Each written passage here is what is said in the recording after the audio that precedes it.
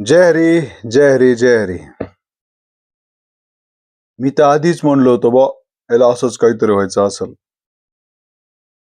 याला सरपंचच व्हायचंय, त्याच्याशिवाय असं कोणी करतं का?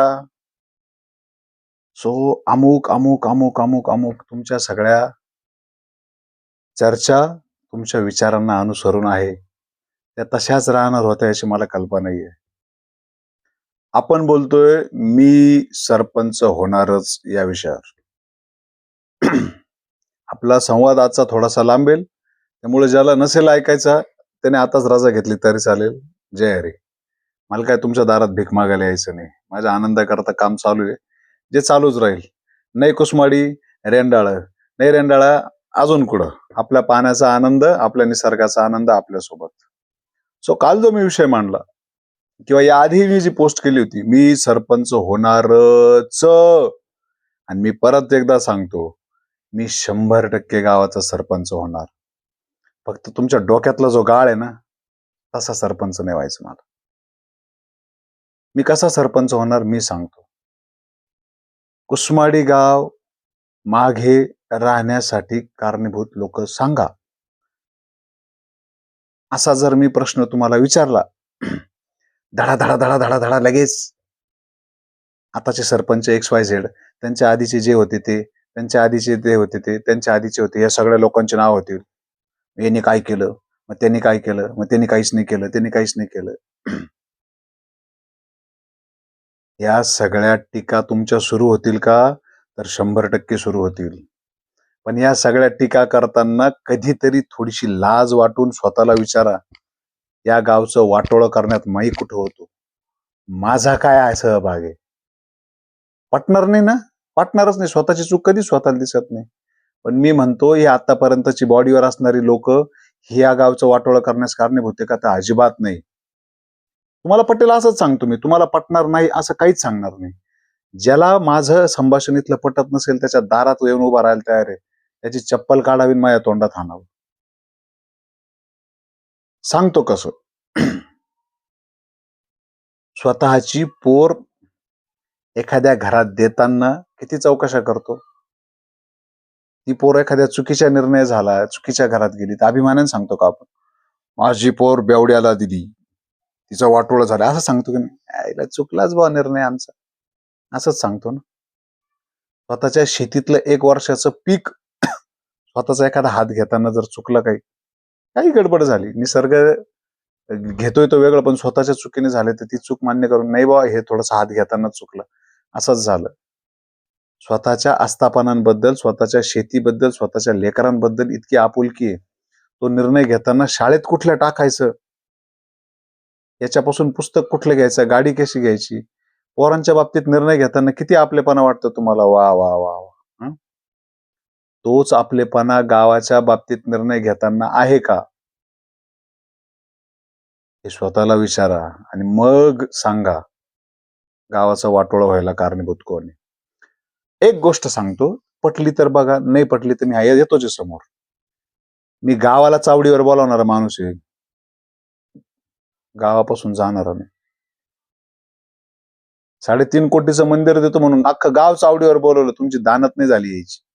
माझ्यापेक्षा वयाने मोठे, अधिकाराने मोठे, ऐकणाऱ्या प्रत्येकाला लागू होतं हे. तुम्ही याच्यातनं सुटताय, माझ्या जवळचे प्रेमाची माणसं आहे, तरी तुम्ही याच्यातनं सुटताय असं अजिबात समजू नका. तुम्ही स्वतः सुद्धा तितकेच कारणीभूत आहे.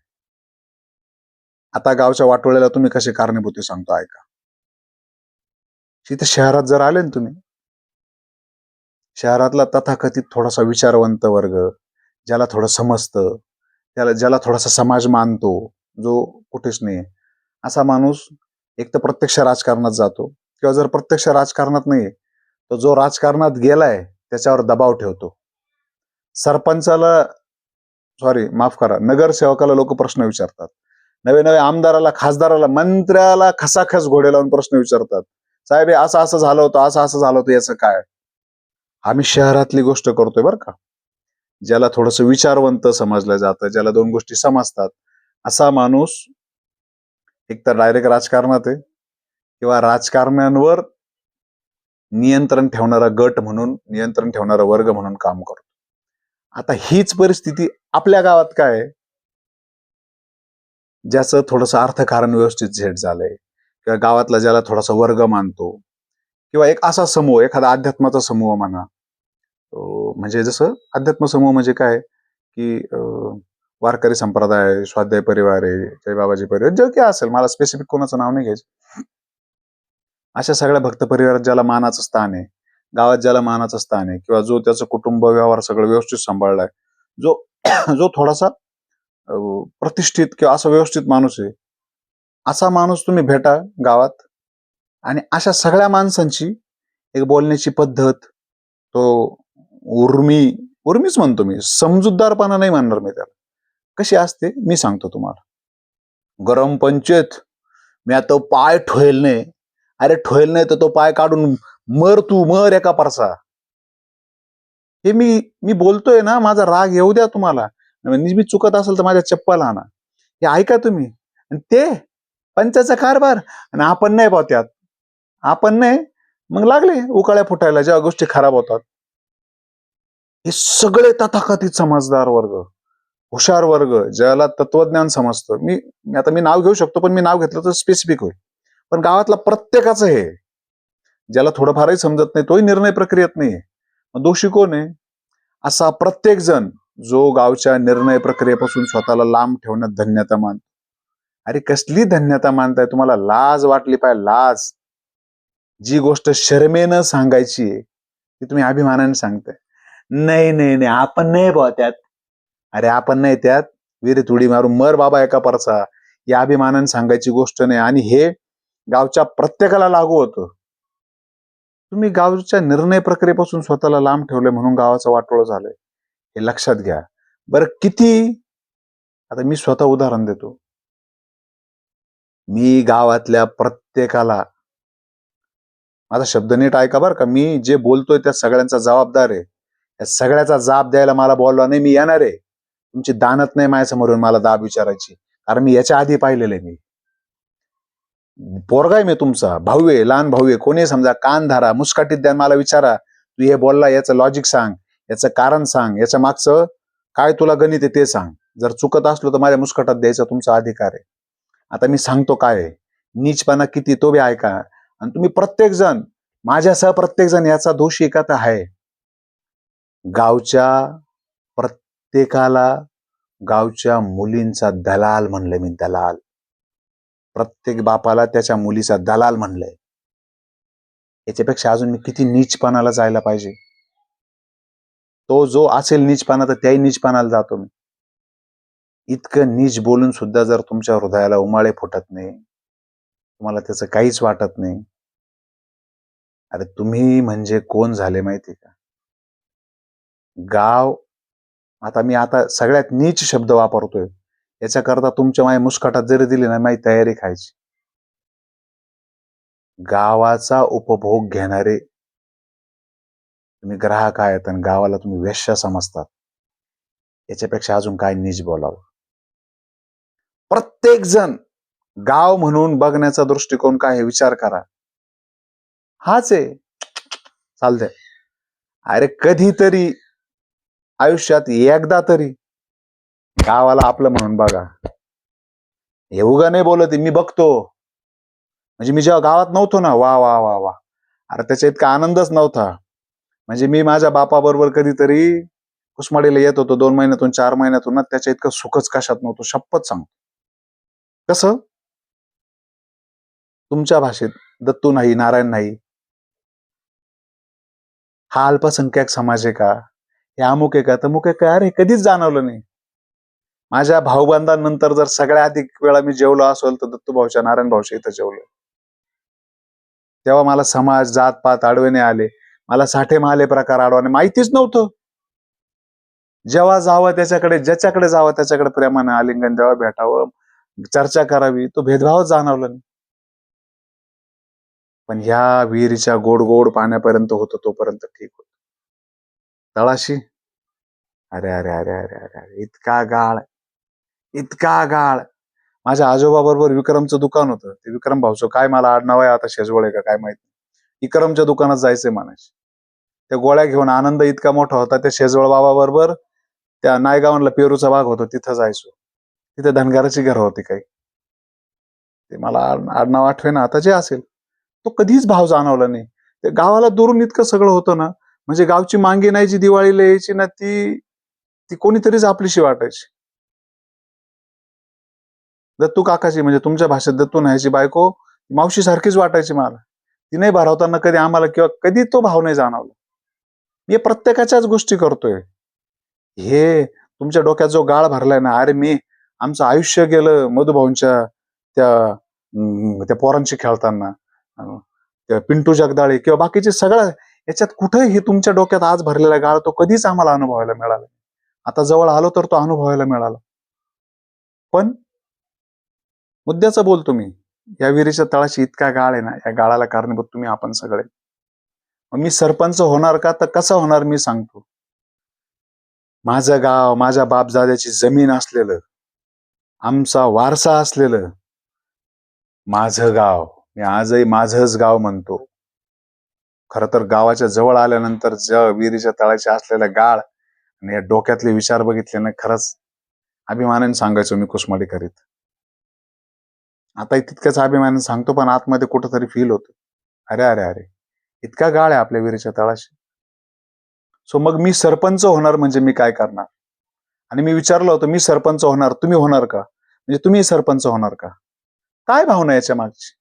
याच्या मागची भावना हीच होती की गावच्या सरपंच पदाच्या खुर्चीवर कुणीही बसो, त्या बॉडीवर कुणीही बसो, माझं पोरग शाळेत कोणत्या जात आहे, जे मी किती आपुलकीने चौकशी करतो, त्याला गाडी कशी घ्यायची, त्याला वागणूक, त्याला पैसे, त्याला त्याच्या आचरणासाठीच्या गोष्टी, त्याच्या जडणघडणीसाठी मी योग्य ठरलो पाहिजे, हे जसं मी बघतो ना, तसं माझं गाव चांगलं घडावं यासाठी गावच्या निर्णय प्रक्रियेत असणारा मी एक पंच होणार, मी सरपंच होणार.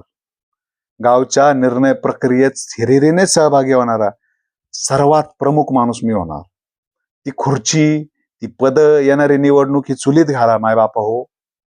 जगाच्या पाठीवर इतिहास आहे, गाव एकत्र झाल्याशिवाय क्रांती घडली नाही. जगानं अण्णा हजारे बघितले, एकत्र झालेले राळेगण सिद्धी हा त्याचा पाया होता. जगानं पोपटराव पवार बघितले, पण पोपटराव पवारांना एकत्र केलेलं हिवरे बाजार हा त्याच्या मागचा पाया होता.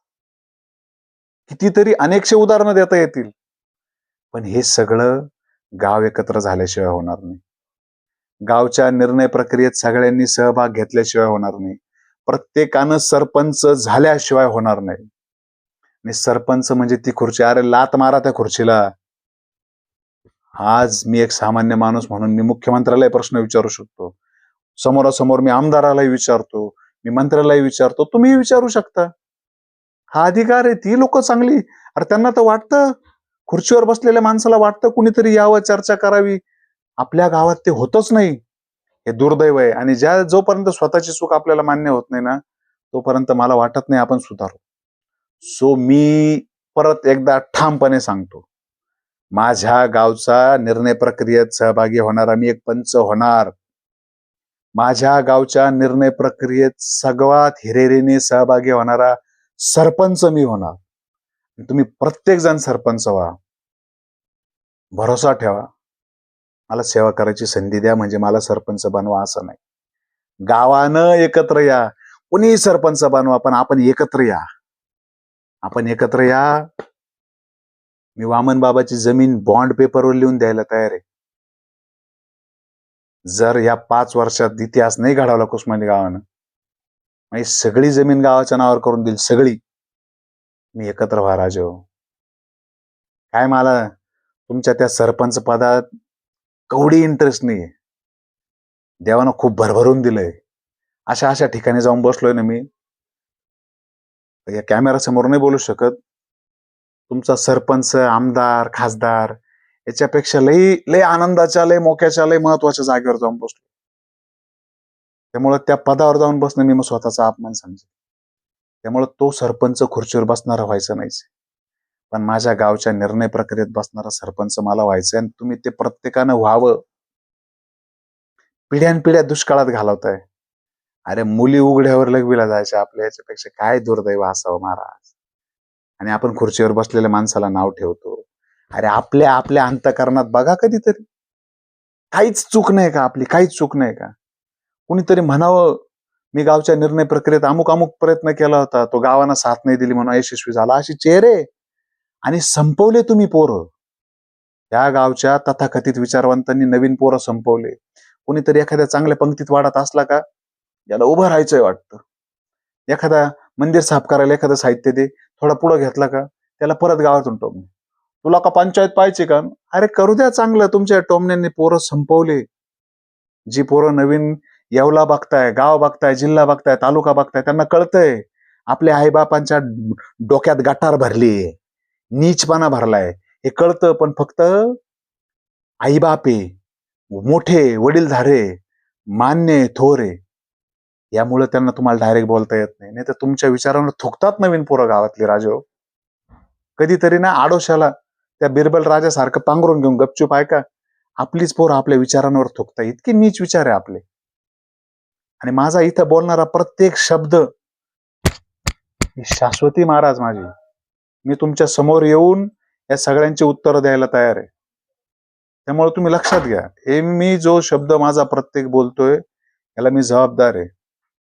उगं उपनायचं आणि जिकडं जाईल तिकडं हे ना कधी जमलं ना भविष्यात कधी जमणार आहे. म्हणून मी परत एकदा येतो, जे जे तुमच्या डोक्यात गटार भरली ना विचारांची ती काढा. गाव म्हणून एकत्र या. किती संधी आहे. मी पंचायत राज अभियानाचे व्हिडिओ तुमच्या बरोबर शेअर करतोय. इतक्या संधी आहे, इतक्या संधी आहे, म्हणजे किती संधी आहे. गाव म्हणून जर एकत्र तुम्ही या पंचवार्षिकला जर गाव म्हणून एकत्र येत असाल ना, 21 कोटी रुपयाची कामं. मी परत एकदा रिपीट करतो, लागलं तर विजय साठे, वामन साठे, संजय साठे यांना शेजारी बसवतो, त्यांच्या समोर तुम्हाला सांगतो, 21 कोटी रुपयाची कामं. पण तुम्ही सगळे एका असले होते बरं. नाही त्या गावचा जो इतिहास आहे, हा काम करायला गेला का जुना आडवा आहे, जुना काम करायला गेला का नवा आडवा आहे. असं येत असेल तर तुमची विचारधारा तुमच्याजवळ. पण जर डोक्यातलं गटार सोडून प्रत्येक जण गावच्या निर्णय प्रक्रियेत सहभागी होत असेल ना, माझं अस्तित्व पानाला लावून सांगतो मी तुम्हाला, ना भूतो न भविष्यत असं गाव करू. पाण्याच्या बाबतीत समृद्ध गाव करू. प्रत्येक शेतकऱ्याला तिसरं रस्ते आणि पाणी आणि गटार आणि सोडा बाजूला. तुमच्यातलेच प्रत्येक जण आहे ना लाख लाख रुपये फेकून माराल जर प्रत्येकाला तिसरं पीक घेता आलं तर. त्या पाण्याची समृद्धी करू. रस्ते, इन्फ्रास्ट्रक्चर, गावानं तालुक्यात नाही असं मंदिर करू. मंदिर लगेच करायचं नाही, पाण्याचं काम आधी करायचं. या अध्यात्मातल्या लोकांना वाईट वाटलं तरी चालेल, पण पाणी हा मूळ आहे. बरंच काही बोलायचं याच्यावर. तुम्हाला राग येईल का? आलाच पाहिजे. माझ्यापेक्षा प्रत्येक भाऊबंद, नातेवाईक, गावकरी, प्रेम करणारे सगळे माझं गाव, हे सगळं गाव जबाबदार आहे. आणि खरं तर ना गावातल्या महिला जबाबदार आहे. तुम्हाला माणूस कसा आकळायचा चांगलं माहिती, पण गावच्या निर्णय प्रक्रियेत तुम्ही ते आकळत नाही, ते सोडून देता. हो जाऊ द्या, कशाला चालले. अरे तुमच्या या कशाला चालल्यानेच उद्या तुमच्या मुलीला बसला जायला अडचण होते, तुमच्या पोरांना नोकरी मिळायला अडचण होते, तुमच्या शेतीला पाणी मिळत नाही का? तुम्ही माणसाला गावच्या निर्णय प्रक्रियेत जाऊ देता. मी माझा प्रत्येक शब्द पुन्हा एकदा सांगतो, मी माझ्या प्रत्येक शब्दाला स्वतः जबाबदार आहे. जर माझं काही चुकलं असेल तर तुमचं मी कानामागे खायला तयार आहे. मी चावडीवर कधीही यायला तयार आहे, कधीही, जेव्हा तुम्ही सांगाल ठरलेल्या वेळेनुसार. बरं, रात्री फोन करून उद्या सकाळी असं नका. मूळ मुद्दा आहे, प्रत्येकानं सरपंच व्हा, म्हणजे प्रत्येकानं गावच्या चांगल्या समृद्धीसाठी गावच्या निर्णय प्रक्रियेत सहभागी व्हा. मी तो त्यात नाहीये, हे सोडा. नवीन पोरं, नवीन विचार इतके चांगले ना, तुम्ही त्यांना थोडीशी मोकळीक दिली ना, ते तुम्हाला तुमचा इतिहास बदलून दाखवतील. पण तुमचे गाळाचे विचार त्यांच्यात लादू नका. मी परत पाया पडतो, तुमची खुर्ची तुम्हाला लकलाभ. एकत्र या पंचवार्षिकला जर गाव एकत्र आलं, मग असे बोलता बोलता राहिले, 21 कोटी रुपयाची कामं गावात करणार कमीत कमी. द्या संधी महाराज, खरंच संधी द्या. संधी द्या म्हणजे सरपंच नका बनव, मला संधी द्या म्हणजे गाव एकत्र व्हा. सरपंच कुणी करा, तिकडच घोळ घाला, पण गाव एकत्र या. गावानं विचार म्हणून एकत्र या. जबाबदारी माझी. धन्यवाद. जय हरी. परत सांगतो,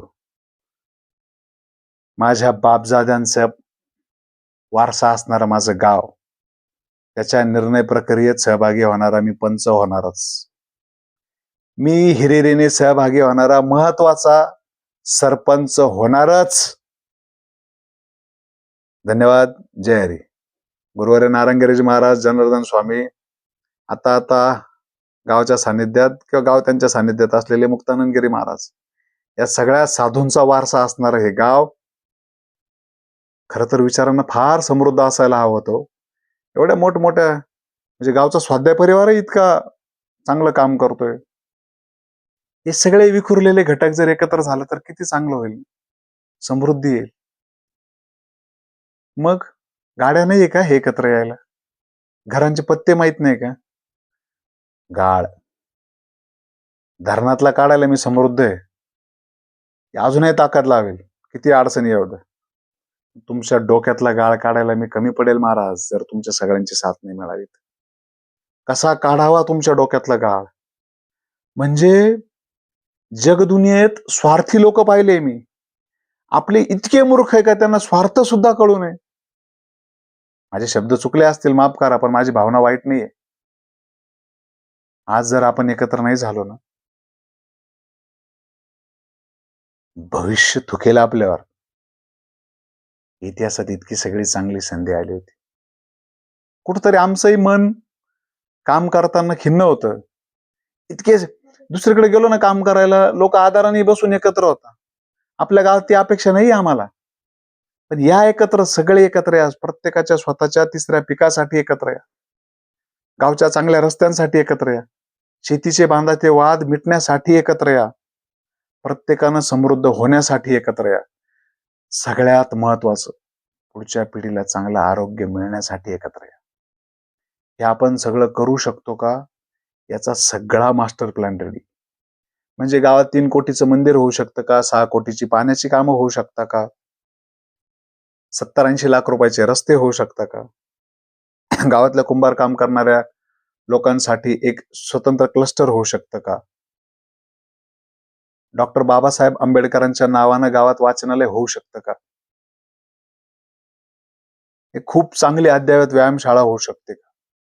एक भरतीची प्रॅक्टिस करणाऱ्या लोकांसाठी खूप चांगलं जॉगिंग ट्रॅक होऊ शकतो का? रनिंग ट्रॅक होऊ शकतो का? प्रॅक्टिसचं सेशन होऊ शकतं का?